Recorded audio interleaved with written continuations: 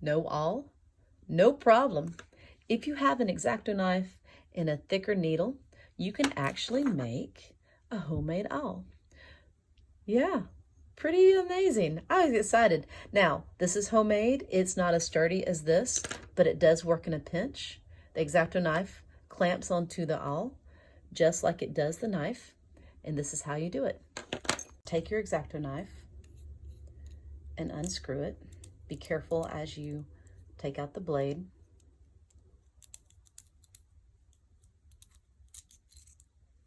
And you have to wiggle a little bit. Be real careful. This will come apart. A lot of times they'll have a solid base, and this goes back in. You start to re-screw that, and what you do is you slide your needle into this thing, and then you're going to close it up just like you would if you had a knife. Check it out. Just like that. A problem arises on how to store this thing without taking it apart every time. What you can do is take a piece of cardboard.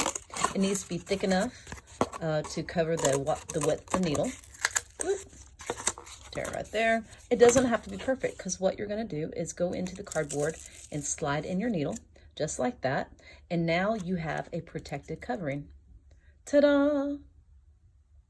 All good to go.